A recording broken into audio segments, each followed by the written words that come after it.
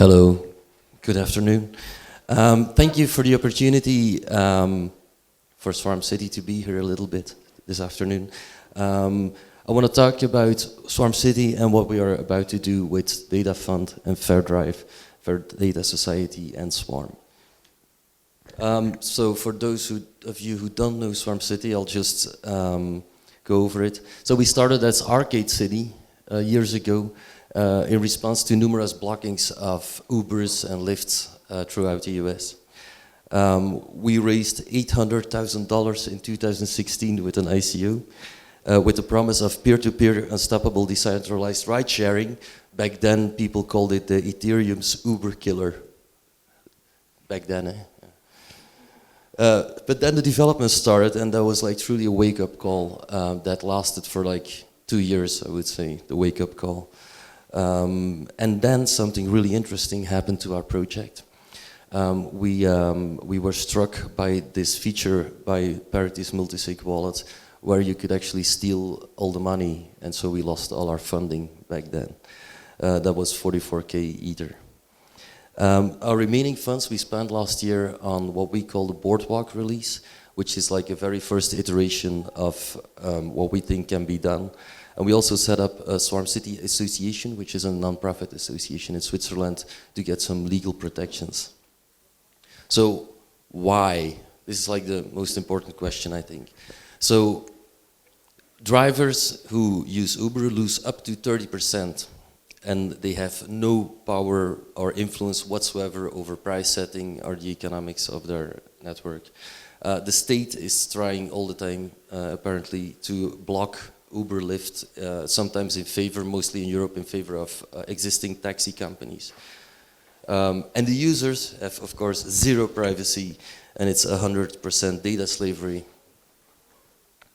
Why? Because freedom of movement is a human right, and we think that in moving from one place to another, you experience emotionality, which is like the perfect time to jam in our ideas about decentralization. So we looked at what do we need to build decentralized, unstoppable and central marketplaces. A brand, a belief system, a community. That was the easy part. We already had like a lot of people who are, you know, like frustrated by existing systems, and they quickly gathered around our brand and idea. You need identity and reputation. You need, of course, a value token, which is all, you know, we did all that. And then you need messaging, and we were working to get Whisper going for that. And then we realized and saw like, this is never gonna happen. Same thing with IPFS. We of course need data storage, and same thing, we kept working on it, and it's not gonna happen. This is how far we got.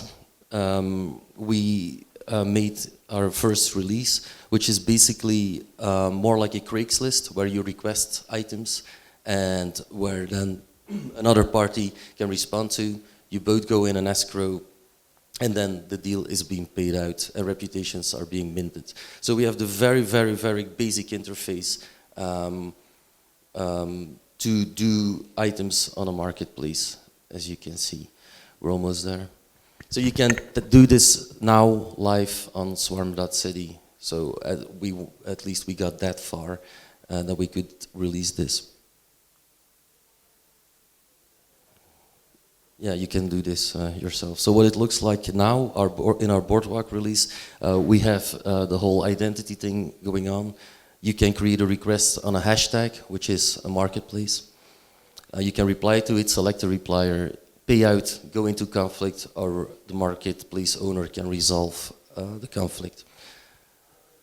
Yeah, you can try that now. So, but where we want to be, which was our initial promise, is what we call our storefront release. So all the other things, features you can do, but we want to have like a nice graphical user interface to book a ride. Eventually that will become like an Uber-like experience, but we're thinking now more of a BlaBlaCar where you just reserve your seat in an existing car. And it should look, or could look a little bit like this. You all know this by now, right? It's basically the standard Uber, Lyft kind of interface. We think everybody nailed that pretty good, so there's nothing new there.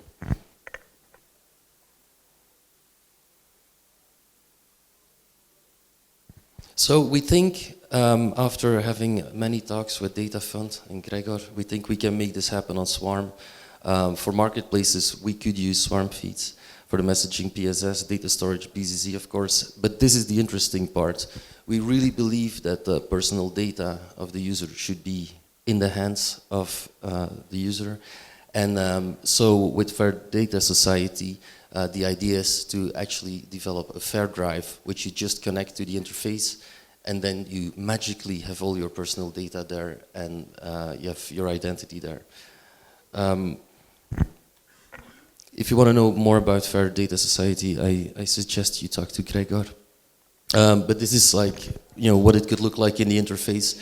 You create an account. Instead of creating a new account, you just connect your Fair drive.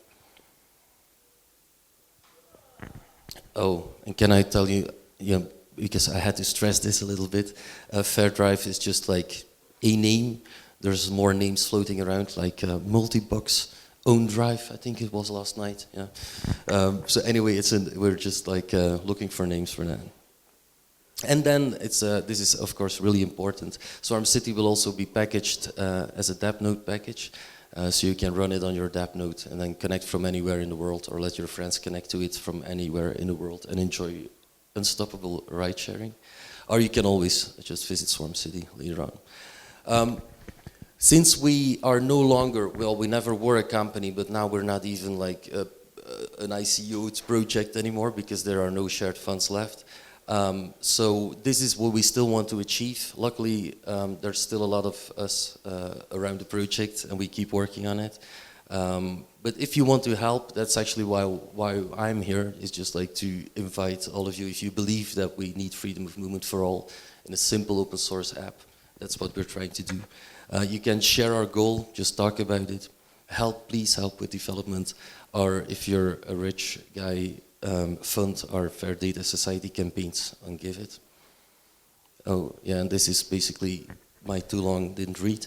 So Swarm.city Rideshare will be on Swarm. It will be totally open source. Let's build it together.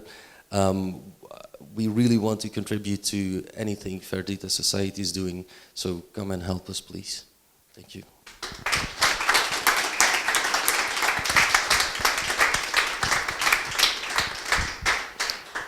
Questions?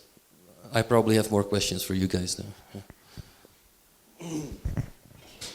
So I'm interested about ratings. So you say that that part already works, and one of the hard parts with ratings is that typically in order for them to work well, it's important that before the two transacting parties rate each other, they cannot see each other's ratings. How did you solve that?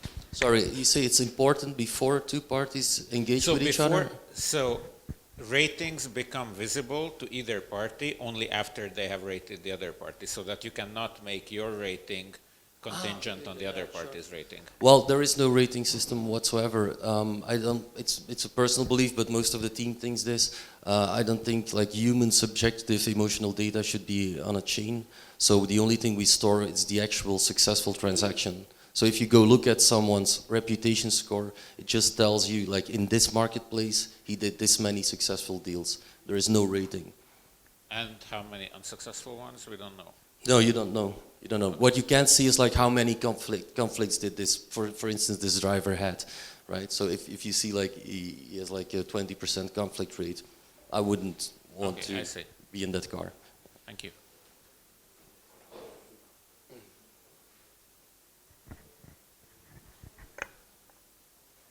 Yeah, that seems to be it. Yeah, thank you so much.